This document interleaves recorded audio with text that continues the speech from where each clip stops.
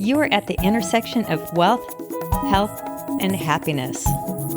Welcome to the Wealthy Wellthy Life.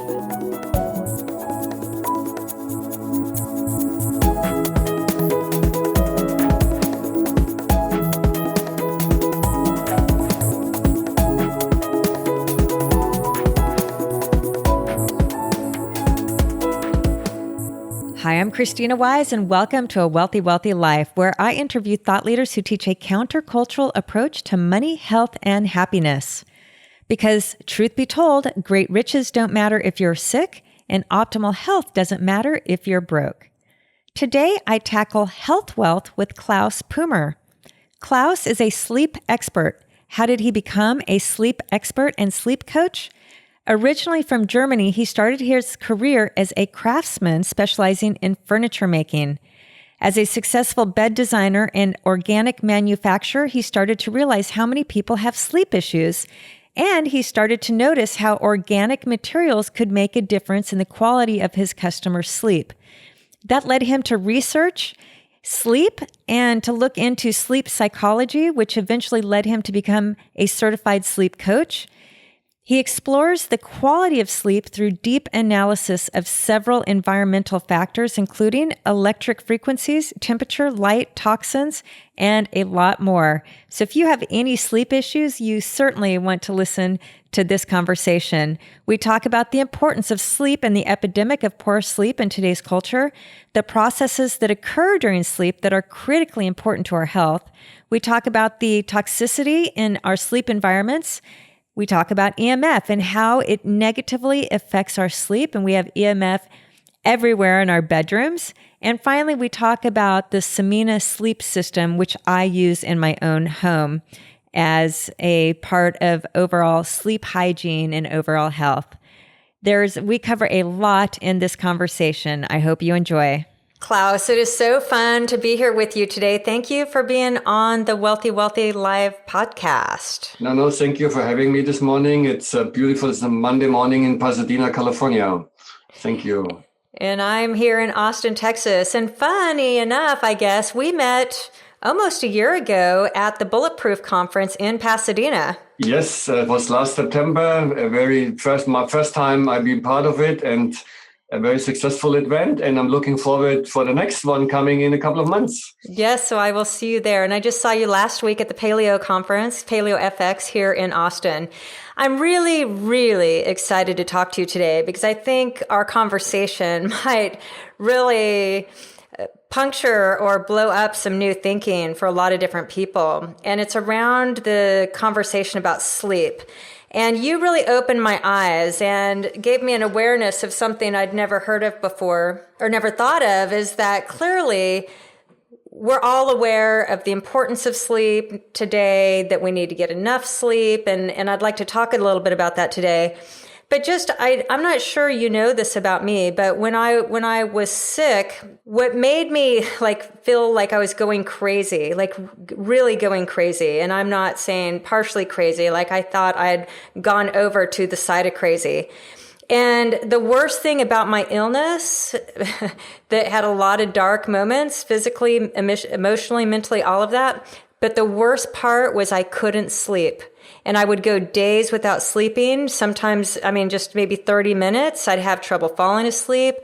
I would wake up. I couldn't go back to sleep. And I couldn't function. And I felt, like I said, that I was really going crazy. And what I wanted more than anything, I wanted my health back. I wanted all these things. But more than anything, I just wanted a full night's sleep.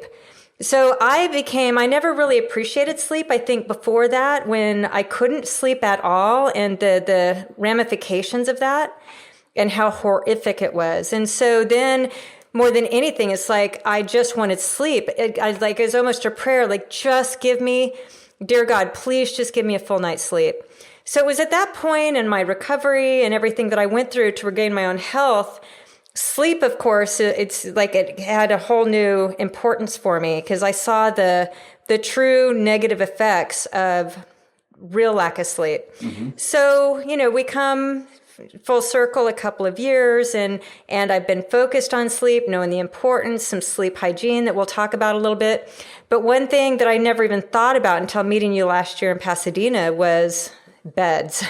So we'll wind up probably at the end of our interview talking about the importance of beds and sleep, because like I said, you opened up a whole new reality for me when it comes to sleep that I'd never even thought about, even though I've been pretty diligent about learning about sleep. So let's talk sleep.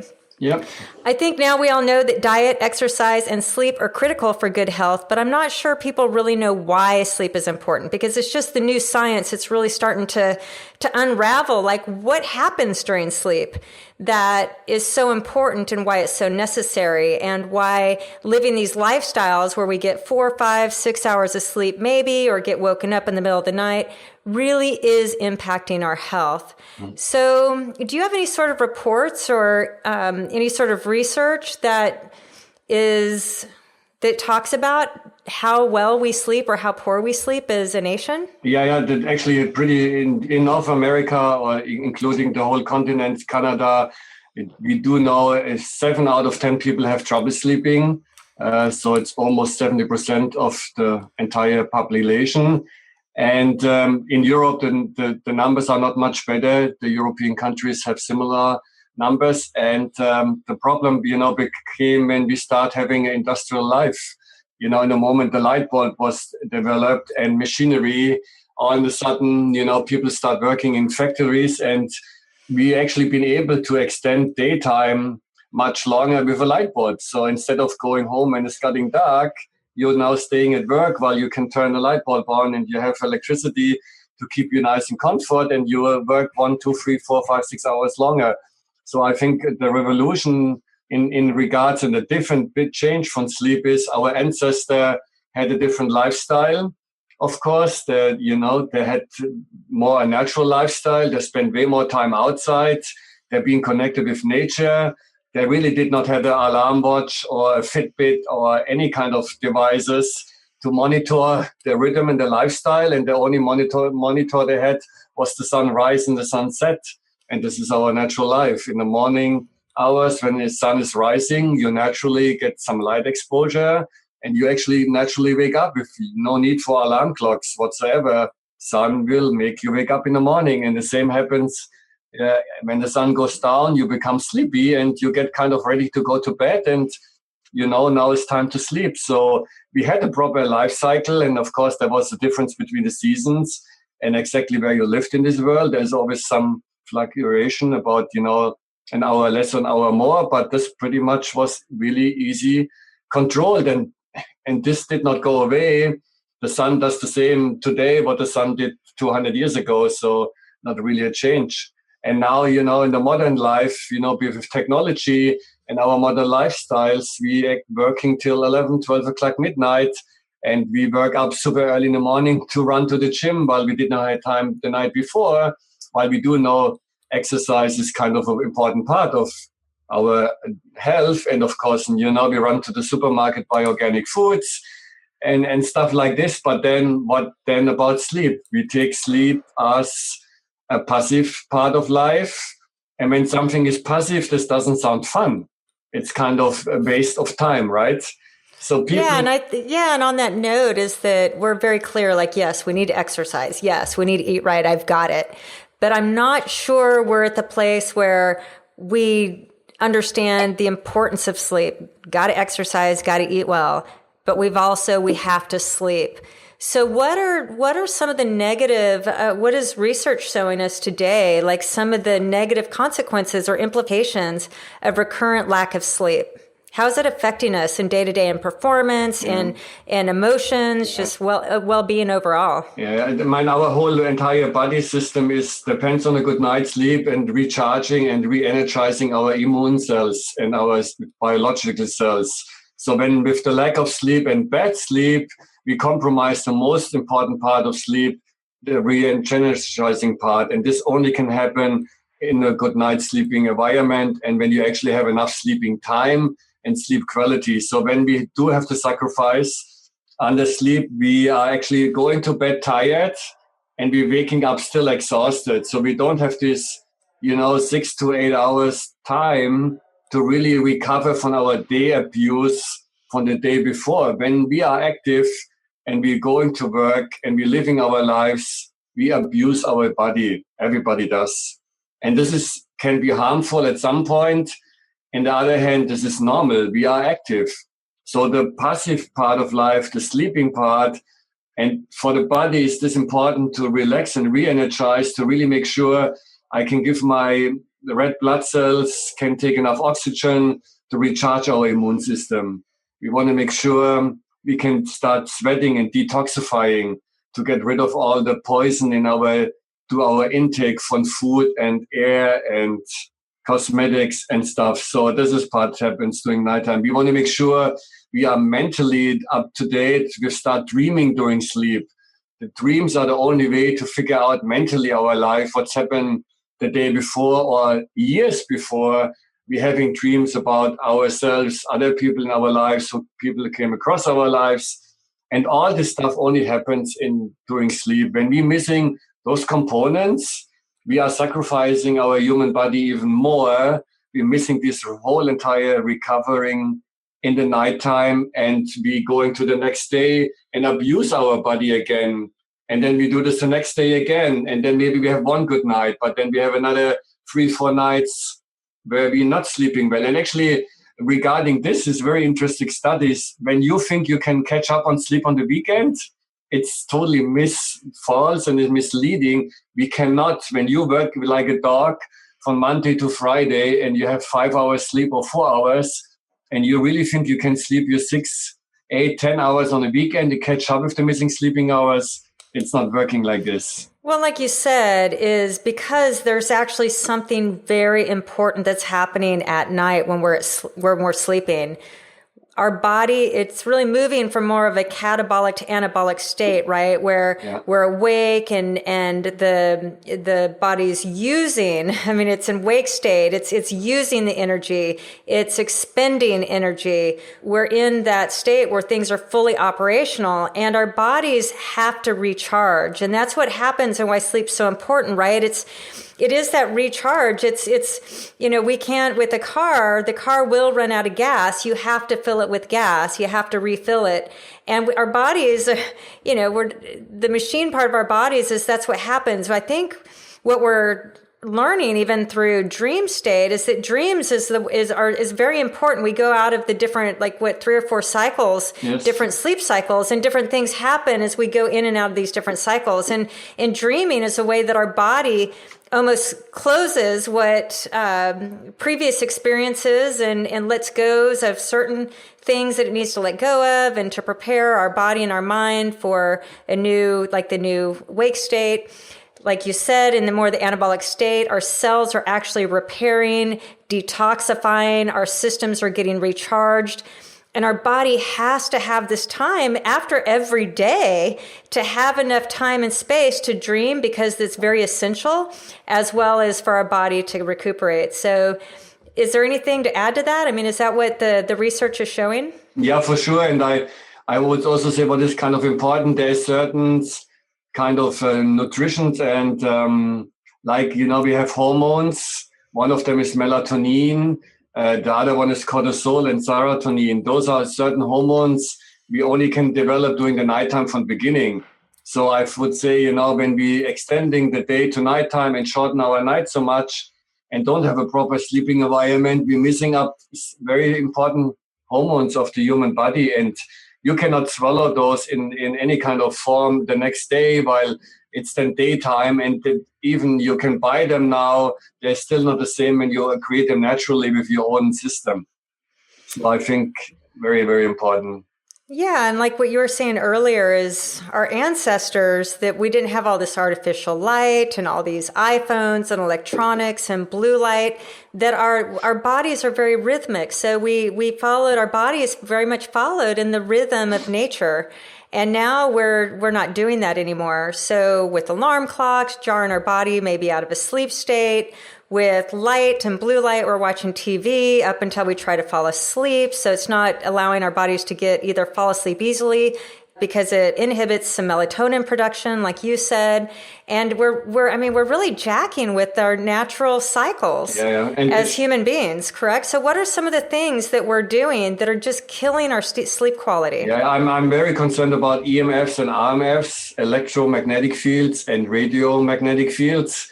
I do purchase equipment a couple of years ago to make this kind of EMS and RMS visible and have proper readings. So I have a number to really have a compare this to charts.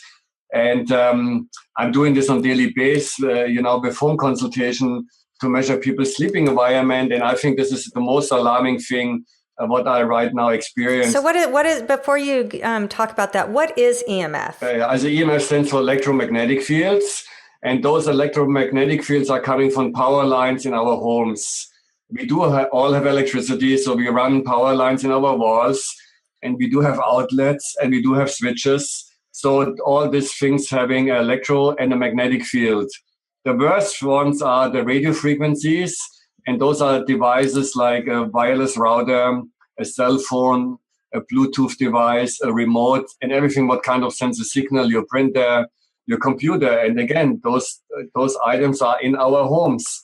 So very often, we don't have a wrong setup of a sleeping area. When I come to people's home and the bedroom is not the truly bedroom, and I find the computer equipment in the bedroom, and I find the stereo equipment in the bedroom, and the TV in the bedroom, then this was a wrong choice from the beginning already. Well, this is the sleeping area where you want to relax and re-energize, but then you put all this stuff in there. While it's of course very convenient to lie in bed to watch TV.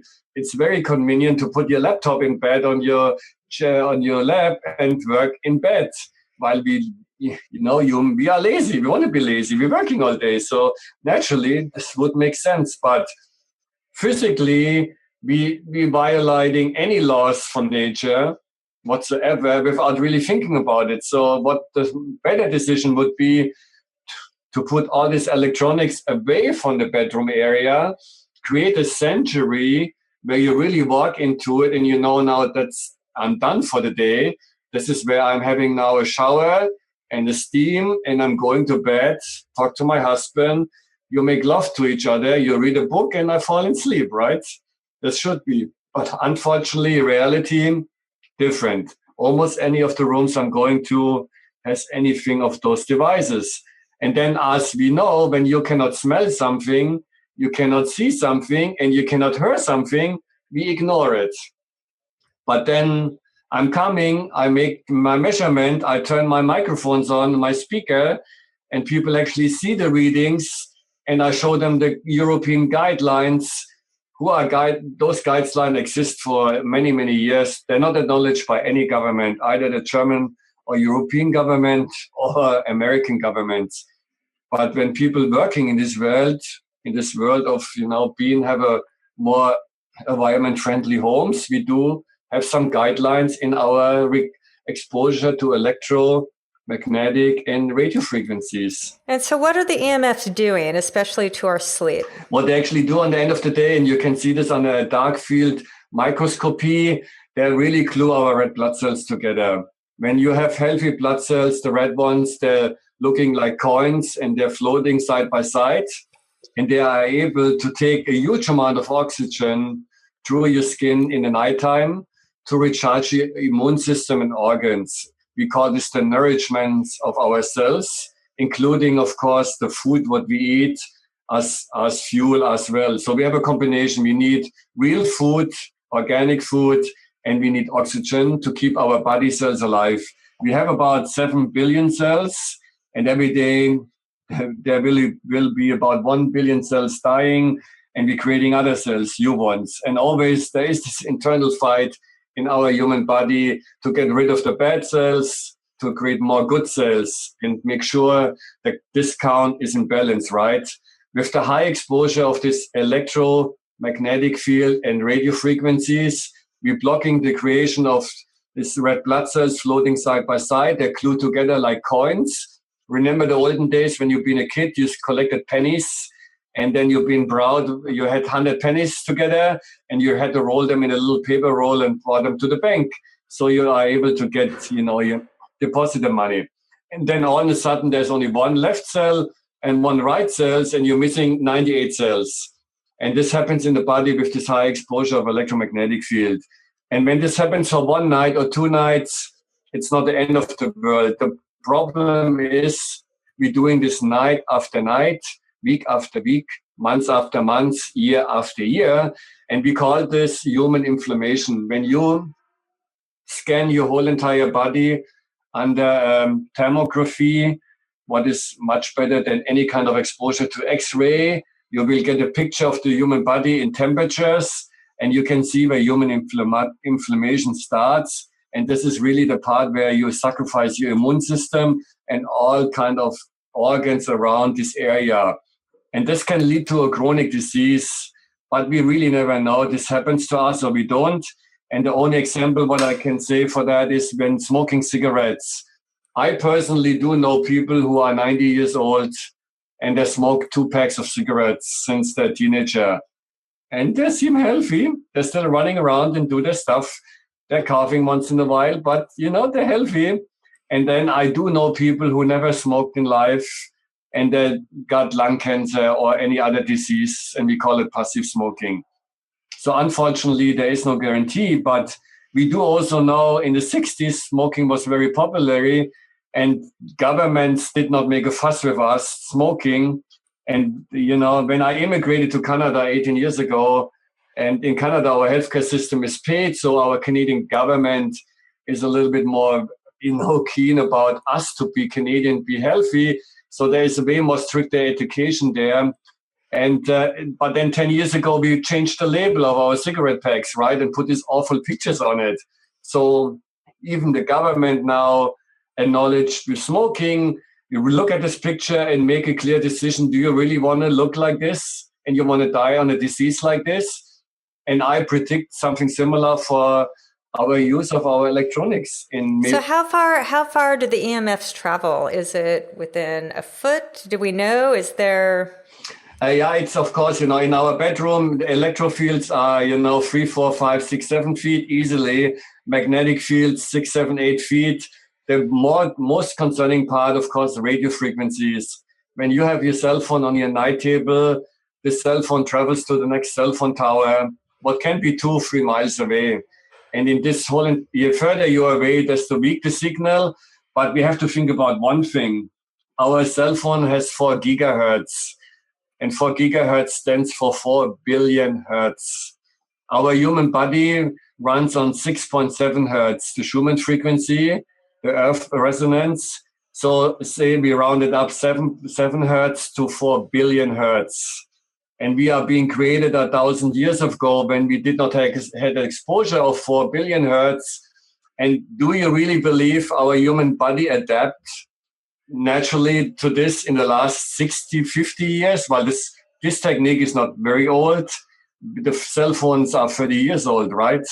25 years. I think I remember I got my first cell phone on 1 gigahertz when I was 25 or 28. And this was not even a little tiny cell phone. This was a big, heavy box to carry with a battery, big like my suitcase. And there was really a handset, a hand with a cord. So I don't have even exposure on my ear really. And now since the iPhone came out, how old is the iPhone? 7 years, 8 years?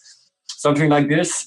So we have it right on our ear most of the time. So I think, this is the most alarming part. And again, you may be lucky and you are very resistant. And I would say this maybe has something to do with aging as well, right? When we are young kids and teenager, then maybe we're more resistant. But I also think this is very alarming. And when you are giving birth to a child this day, the first thing what parents do, they buy them a little iPad and put movies on it, and they go to a restaurant so they can enjoy their meal, and the baby is watching with a Bluetooth device, again, a movie to be busy to, give the parents some peace to have a meal. Yeah, so it sounds like your theory is be cautious of EMFs, especially in sleep. So get rid of the cell phone or put it on airplane mode. What else when we're talking about sleep quality, What else can we do? We're turn off our cell phones, maybe turn off the TV. For sure, don't have our computer in bed with us. And I mean, in keeping it practical too. Yeah, so the first thing is you unclutter your bedroom and you take all this stuff out as quickly as possible. There is no need for this in the bedroom. Mentally and physically totally disturbing. When you walk to this door, what call this the bedroom, and the bathroom is attached to it, that's the end of the day. Whenever you decide this is, I don't care, you go early to bed or then really late, what is still a subject we might have to talk about it when you extend the day too long, but at least use this room as a truly bedroom, and you physically, mentally know when I walk to this door, that's it. I'm not texting my friends anymore. No one can reach me anymore for emergencies. This is now my time. This is me. I have to be selfish, right? So please remove all this stuff, also computers, office equipment, stereo equipment, the TV, everything. And then what you do, of course, your cell phone, turn off your cell phone. To leave your cell phone on downstairs in the kitchen does not help. Again, a cell phone radio transmitter, and actually we have free transmitter on a cell phone. This is the worst part. We have the radio transmitter, the Bluetooth transmitter, and the Wi-Fi transmitter. They all have a frequency. Turn this device off, charge it over the nighttime so you can use it the next time. And then last but not least, turn off your router. Why is your router on downstairs? Or even worse, I go in people's home and I find the router under the bed frame, while there's a big empty space. So this is the totally wrong location to have. Well, I can't wait. Next time you're in Austin, I want you to do an EMF reading in my bedroom. So we'll do that. And so, last but not least, that go to the next extent. Go to the panel box and indicate the breaker to the bedroom area and switch off the breaker. Then you really make sure everything is disconnected around you. And then this is like routine. You park your car, you close your house, your front door, you close the window shutters while it's your home now. So add those 3 tasks to your daily life. And when you wake up in the morning, turn them on again. And you can buy equipment to make this easier with a little remote, but you can make it the old-fashioned way. You walk to these devices, you walk to your panel box and turn the breaker on, and then you have light. When you need light in the nighttime to walk to the bedroom, to the bathroom, it's light exposure in the nighttime is very important. So let's talk about that next. Based on this, since now I've had the experience of how horrific it is, and I've had to really retrain my body to sleep again, and it's been quite a journey. And so because I believe this sleep hygiene and knowing I wanted to just have any type of sleep after suffering from total horrific insomnia. But then what was lingering that was having difficult to fall asleep. And so it's been a real journey for me. So because I've wanted to break that cycle, I have adopted so much of what you're talking about. Cell phones are off, no computers in the bedroom, being concerned about blue light, but all of these things and being very intentional about sleep, like I am with other things. Before, I just wasn't really in my toolbox of things that I was concerned about. So thank you for really sharing about this. So EMFs is one thing, and we all need to turn off our cell phones at night. I mean, we've got to do it. And computers, get them out of the bedroom, to your point. But also light. We have so much artificial light that is really affecting our melatonin production, the natural, and that's really what happens at night. This hormone starts increasing and other hormones, wake hormones, start decreasing, but the light's keeping our body from producing the right amount of melatonin, which is keeping us from falling asleep or, takes longer, whatever. And so what do we do? Like having no light in the bedroom is not practical, but what type of light would we want in our bedroom? Yeah, first of all, the ordinary light bulbs are way better than the high energy efficient one. We call this dirty electricity. So anytime I was living somewhere or renting a home or staying somewhere, I unscrew those light bulbs and I purchase an old-fashioned light bulb. And then you can buy them in a low wattage. Instead of 100 watt, you buy 40 watt. This gives you enough light. And then last but not least, we do have candles. They are beeswax candles, a very nice light, romantic on top on it. And on the end of the day, you save the cost for electricity. So I'm a big fan of having a huge amount of candlelight And actually, my kids are always make fun to me. At some point in the evening before dinner, I called my kids and said, please make atmosphere. And then my son Benjamin, he said, oh, Papa, I again have to light 50 tea lights. I say, yes, son, we want to have atmosphere. We want to enjoy a nice romantic dinner together. And candlelight is one part of the ambience. And also, I know the benefits of our own health. While in a moment, we away from this artificial light and the sun goes down, we are able to create melatonin and we lower our cortisol level, what is spike high during the daytime. And this is a natural thing. But we have to absolutely make sure this happens, and otherwise we cannot fall in sleep quick enough and we not sleep through the night. So I haven't, Klaus, I haven't even thought about candlelight. So that's really funny. I'm going to bring some candles in my bedroom, but to make sure they're not the fragrance candles with all the chemical fragrance in them. I'm not so keen about fragrance either. There's some good ones out there, and you have to make sure there's no petroleum-based candles and there's no chemicals in it. But, you can buy some very good tea lights with hardly any exposure of petroleum. And, of course, beeswax candles are always the healthy way to go. And then, of course, curtains. We have to talk also inefficient light. Say, for example, your bedroom is exposed. Let's go back one step. Your bedroom is exposed to street lighting.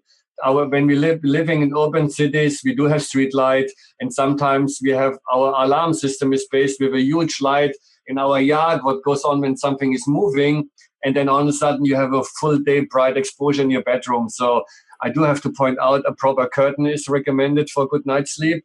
As should be almost a blackout room with a very small amount of light exposure somehow when you really don't want to depend on alarm clock. And actually, there is alarm clocks on the market with light exposure. I know a German company called Philips. They have a lightning alarm clock, what gives, instead of making a horrible noise in the morning, this makes a little nice light exposure.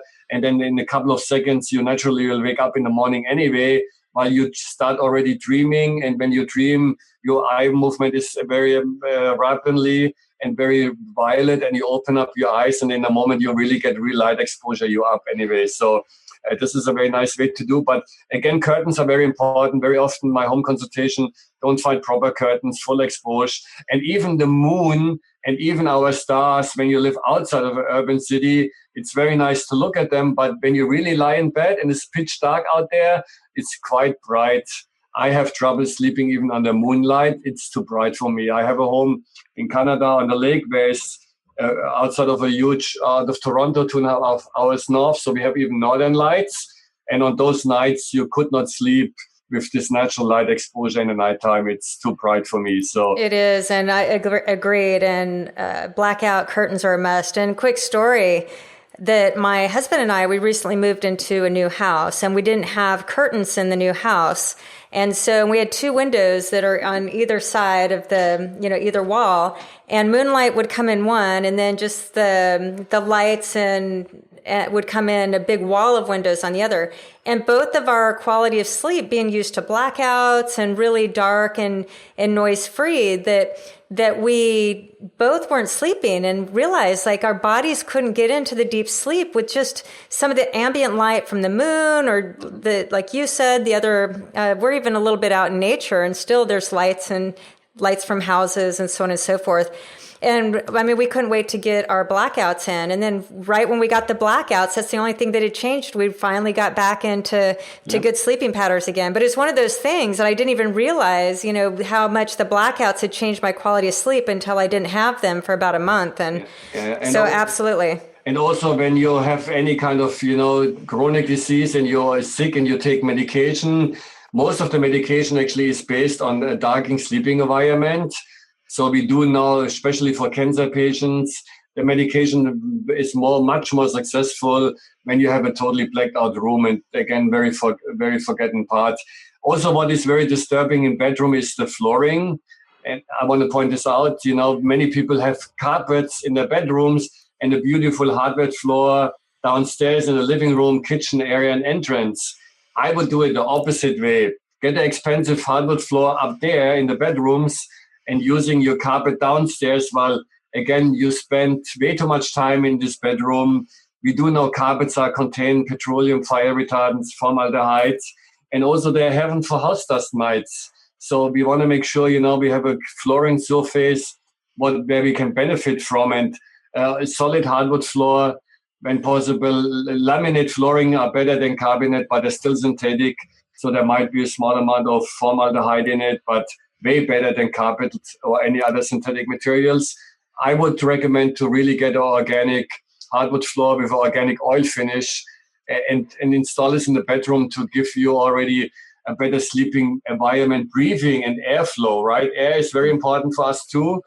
Our air system. Well, let's talk about that. We're approaching the end of our time together, so I want to make sure we segue into really the final piece of our conversation that's so important. I think this is the missing piece. Great. I really wanted to talk about sleep and to bring some new thinking with sleep, especially with EMFs and light, and really maybe change some of our behaviors when it comes to some of the practices that we have, keeping our cell phone on, not having blackout blinds, doing our computer in bed. But beyond that, even if we may know about these different components, what we're probably not aware of, and I wasn't aware of until I met with you in Pasadena at the Bulletproof Conference, and it was like, holy shit, I never even thought about my mattress and my pillows.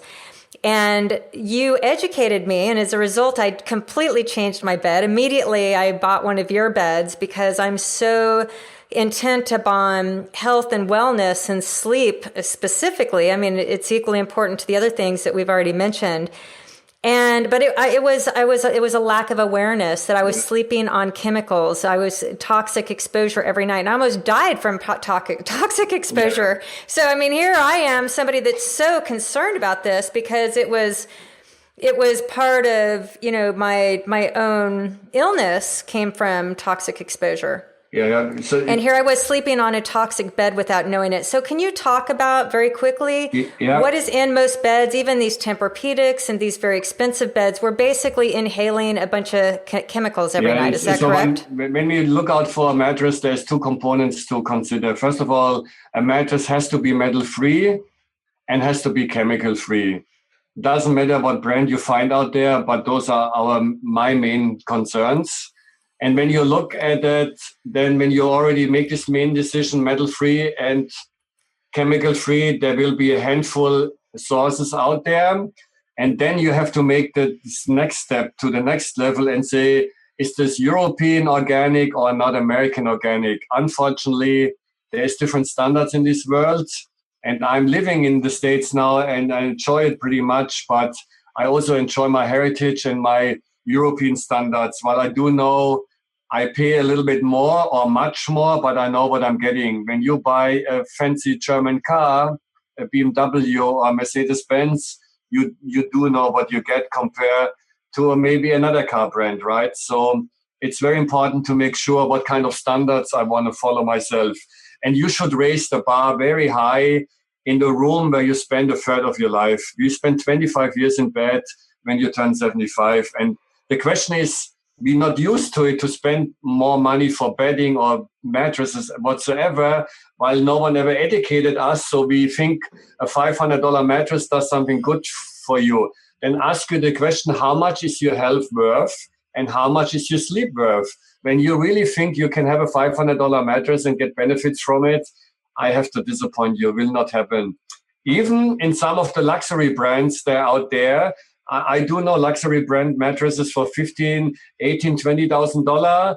And when I look inside of them, I find 240 pounds of metal springs. I do have the question, or those metal springs are good for me or not. I do know they attract more electromagnetic fields, and I'm sleeping on top on antennas. And even I pay $25,000, I think this is not a proper sleeping environment. So, and we are all smart enough. We have a brain. You can make this decision very easily yourself. So when you buy a mattress, 100% certified organic European standard, 100% metal free. And the best thing is you find a product with 4 components. And the 4 components should be based on the layer of your human body. And our human body has a skeleton. We have joints, tissue, muscles. We have a bioelectrical system. And we do have a skin. And when we lie on a sleeping surface, we want to address all those 4 components. And the biggest deal is orthopedically our natural S-shaped form. And I think this is where I got you so much And so quickly in the Samina bed is lying on those wooden slats and feeling the natural S-shaped support on your body, matching your body height, matching your body shape, and matching your weight. And then underneath the mattress is divided, so your spouse is having the same experience what you have, and we call this weight independent, right? Very, very important component. The second layer, I think what you appreciate much was the 3-inch rubber. What is organic rubber out of the rubber tree? So it's a natural product. And this is addressing our pressure points. People have a huge amount of pressure points during sleep. And when you have a pressure point, your arm or your leg falls to sleep, you naturally wake up. And actually with our spine, we're not in the natural S-shaped form. We pinch our nerves together on a verbal disc, and we have 26 of them. And then our nerves send a signal to the brain, please turn me. And then 2 minutes later, please turn me again. And then 5 minutes later, please turn me again. So we find people have huge amount of turning time in sleep, generally speaking. And naturally, we only turn 70 times when you're a good night sleeper with a proper sleeping surface. Our experience show 300, 400, 500 times turning and tossing. So can you imagine you're 110 pounds, 120 females, or maybe your husband is 200 pounds. You have to turn this entire body 200, 300 times in the nighttime. You're totally exhausted in the morning. It's incredible to be even feeling refreshed. So very, very important. So the third layer, grounding. Grounding is a big deal. We address grounding. Most likely no mattress manufacturer talks about it. It's kind of a forgotten subject. They don't believe on it. They deny it. They think it's no problem whatsoever. We do know the problem. So we do have a grounding pad, what is permanently attached to the outlet of your house, what is grounded.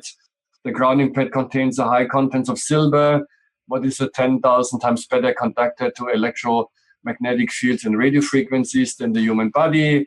We have a body voltmeter. We can measure your exposure with grounded and non-grounded, and the numbers cannot lie.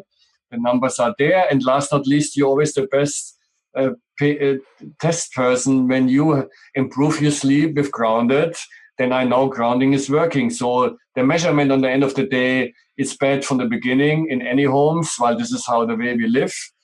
And when you buy a grounding pad and you sleep like a baby, I had an example again last week. A person slept 4 hours, 25 years of his life, and he purchased a grounding pad. And now he has 6.5 the first night, then 7 hours. Now he's up to 8 hours every night, sleeping only grounded. He didn't do anything else. So we do know interfering with our bioelectrical system probably hits us to sleep properly. And then last not least, wool, natural merino wool from German sheep, washed by hand, with loving care, with no exposure of chemicals during this whole process, can take human moisture away. And this is another main concern, especially in Austin. I experienced a hotel room last week in Austin, what was full of mold, while the humidity is so high there.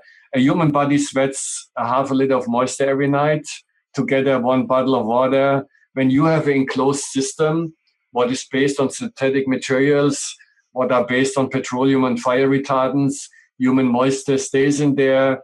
We're adding moisture every night. We have a perfect nourishment for the house dust mites. They can drink your liquid, eating your skin particle, and they start pooing in your bed. So this is kind of under the sleep hygiene, not a very pleasant sleeping environment. No temperature regulating whatsoever. You always sweat too much in your bed. You're always too hot. You never have the right temperature. Each person in bed is so different. But the beauty on poor natural merino wool can control temperature on each side on the bed independent on the material and thickness of material. It's dependent on your own body furnace and heat system, right? So this is something what is so, so unique in our product. So Samina is based on nature, comes from nature, no alteration to the raw material. And the owner and founder, Professor Dr. Arman Janssen, who was a psychologist 35 years ago, said to me one day, Klaus, I could talk to my patients about their mentally problems all day long. When I send them home and they don't have a proper sleeping environment, they will come back in 2 weeks and they did not figure out life either. So let me research more about sleep. So he became a sleep psychologist. And after 10 years working on this subject, without having a product, you really find a 4-layer system based on our ancestors, how they used materials. And he created a beautiful product, what gives you the full benefits of passive life. And I have to point this out over and over again. We cannot do much more during the daytime. We're busy. We have to work. We have a family. We go exercising. We buy our food. We do our stuff. But don't go to bed and waste passive life in a sleeping sofa with no benefits. Agreed. And so one final thing I'd like for you to touch on is, what are the flame retardants and other chemicals that are in your typical $500 to $1,000 mattress? Yeah, we call them fire retardants. Well, the laws are in countries request fire retardants for the flame resistancy. When people smoke cigarettes in their bed or there is a fire from candlelight, you have at least 1 or 2 minutes time to make it out of the bed to escape from your house. And those are petroleum-based products to give you this time frame. But human nature was much smarter at some point, billions of years ago.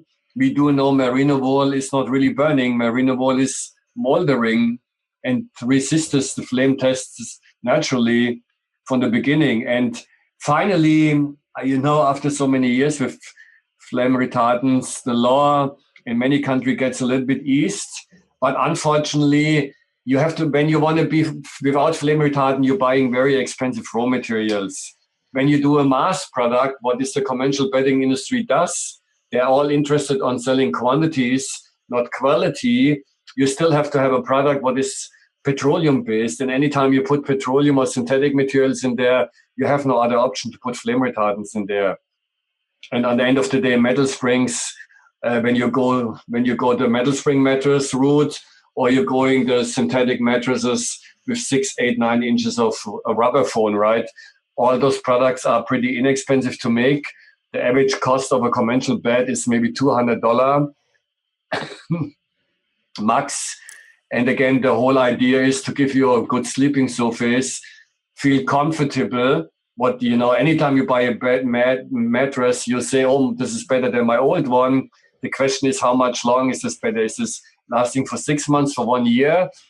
And maybe this lasts for 6 years. Everybody's so different. I think the hardest thing for me to communicate with people and my audience is, what is really a good night's sleep? How actually it feels a good night's sleep? Do you know what a good night's sleep is? I think people don't know. While they think they know it, and they think they're smarter than me, and they don't have any comparison, right? So what I'm doing now sometimes is I give beds away for 1 week for test sleeping. Well, I'll be your validator, if you will, is that, it was one of those things when I saw the cost of your bed, I have to be honest, I choked at first. You're not used to seeing the cost of your bed ever. I'd never really seen that sort of expense. And at first, my first thought was, there's no way in hell I'd ever spend that kind of money on a bed. Yep. But I did get in your bed and I thought, oh my gosh, this is different when your demo there in Pasadena. And I realized it right away just by laying in it. Wow, there's something here. I looked at the science. I did a lot of research. I talked to you. You and I had several conversations back and forth as you educated me on this. And then once I really thought about this, I thought, oh my gosh, is there really any, I spend a small fortune on quality food because I'm very aware of that you have to have whole food, quality food, organic food if you're going to be healthy. I spend a small fortune on supplements because, I do need to take a certain amount of supplementation. We all need to take some, but I have some genetic conditions that require even more supplementation than the average person. I spend a small fortune on preventive healthcare, going to, doing my labs and working with functional medicine practitioners for optimal wellness. I spend money working with personal trainers. A small investment, to make sure I'm healthy when it comes to exercise and the right type of exercise and the right trainers. And then here's sleep. To your point, is so important, if not it's certainly equally important, if not more important than all these other components, yet we're not spending any investment there. And that's where it was my big aha moment of, oh no, I need to invest in the quality of my sleep. Number one, I need good sleep hygiene and get rid of these things that, they're keeping me from sleep despite any mattress I sleep in, but then also the mattress. And I just have to tell you that both Gary and I, we love getting into bed every night. And it's changed our whole life has changed by loving to get into bed every night. We love our Samina bed. It's so incredibly comfortable, both of us, because we have our own springs, if you will, its skeleton. He used to turn over and wake me up in the middle of the night, and now that doesn't happen. But I feel as though I'm getting into just a cloud almost every night. And I've never slept better, nor has Gary. And the love of getting into bed at the end of a hard day is a whole new experience. And then the temperature modulation is real, like you talk about. And it's really changed our life, like really. And I never would have thought a bed would have made that big of a difference, especially when I'm so intentional in every other part of my life. So that's why I wanted you to be on today, to expose my listeners to, what you taught me, and just to validate what you said, is that this is probably one of the best investments I've ever made. And now in hindsight, I'm like, oh my God, it's crazy to think that I almost didn't make this investment, because the return on it is enormous. And it's only been not even a year yet since we've had our bed. And the good news is, even having this huge investment in the beginning, on the long term, you're saving money for two reasons. You don't have to replace this mattress for quite a while. Some of the components last forever, others for a minimum 12 years. So you're saving money with replacement costs. And in the meantime, you have this better benefits from sleep. So you will enjoy a better recharging part of the nighttime and get the benefits of passive life, what prevents you to get sick, to spend money on doctors and other stuff in the future. So we call this preventative, right? You did not wait to go to the dentist on the day when the teeth is hurting. You did something now way earlier in the age group where we become very vulnerable. When we turn 45 over, we are not young spring chickens anymore. We are more vulnerable, right? And then we abused our body in our teenager years already anyway. So there is a price to pay for it, right? So well, we need to, I think it's just, the point is we have to think of sleep as an investment, and it probably produces a bigger return. I teach money, I teach financial return, and I teach meaningful return and health return also. And I just have to tell you from my own experience, the investment I made in the Samina bed is one of the better investments I've made, and already the returns are enormous. And like you said, it's not even compounded yet. Yeah. So we're at the end of our time together. It's gone by so fast, and clearly we could talk about so much more. On each episode, I really love for my guests to talk about or bring forth a myth in your domain of expertise, what most people believe to be true, but based on your knowledge and expertise and based on the latest science or research or whatever it is, that now we know is just completely false, or something that's just conventional wisdom, otherwise. So what's a myth in your, domain of sleep quality and overall wellness and beds, if you will? Now, I'm concerned about two things. When you really think the exposure of electromagnetic field and radio frequencies have no impact on your health, then you're wrong. Absolutely.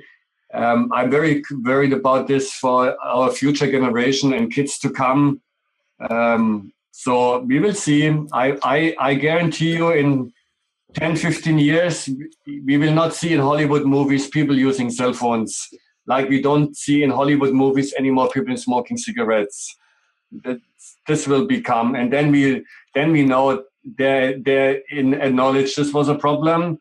There will be techniques coming out. There might be less harmful for us, or maybe we have no other option. We have to go back to olden days. We use some of devices doing daytime working exposure, but we get very, very consequence with our exposure in the evening in our own homes and in our own environment. So we go back to nature. I think this is where this goes anyway. On the end of the day, we are living in cement floors, cement buildings, iron buildings. We are indoor too much. The human society will change, and to become more outdoorsy and, be living like our ancestors lived. We will take our shoes off and we'll starting walking barefoot more and stuff. So for sure, EMFs and electromagnetic fields, very important. And then when you're chipping out on your mattress and you can buy fancy cars, you can go on vacations, you're buying shoes, purses. Everybody has his habits, right? You can you take your spouse to a $300 dinner. We spend all money, whatever we feel like enjoying it, right? So I know people will start enjoying sleeping one day and recognizing there's a price to pay. And even I never paid this much money for a sleeping surface. I maybe do it now while I want to enjoy this part of my life. What is a third of your life? And we can be lazy. The only thing I want people to go to bed, nothing else. It's the most easy task to do. That's so right. And you even asked me, and to sum it up, you asked me when I saw you last week here in Austin, you said, now, what about sex? Are you having more sex? And yep. Absolutely, because you sleep naked in this bed and one thing leads to another. So you've even improved my sex life with my husband. So thank you very much. You're welcome. I love the stories. All right. Thank you so much. Thank you for your time. And you've been very generous. So thank you very much. And again, when someone wants to reach out, please feel to call me at our toll-free number, 1-877-494-1091, or go to our homepage, www.samina.us, SAMINA.us. All right. Well, you have my full endorsement. Thank you so much, Claus. Thank you. Thank you. I hope you were inspired to rethink your sleep situation after hearing my interview with Claus. If you'd like to learn more about Claus, Samina, or sleep environment, be sure to check out the show notes at wealthywellthy.life. Before I close, I'd like to announce a special giveaway. I always love hearing your feedback, so for the entire month of August, if you leave a review on iTunes with the hashtag #WealthyWealthy, I'll enter your name to win a free copy of my signature Wealthy Wellthy I Flag It journal. I'll announce the winner in September. Next up is another sleep expert, Dr. Kirk Parsley. This is part 1 of a 2-part interview. The entire interview is almost 2 hours long, so I broke it up in a couple of parts because it was so good. I didn't want to cut them off too soon. So you won't want to miss this. I know most of us have sleep issues or know someone that does, and we really, really dive into sleep. So you won't want to miss it. Here's to a Wealthy, Wealthy life. I'll see you next time.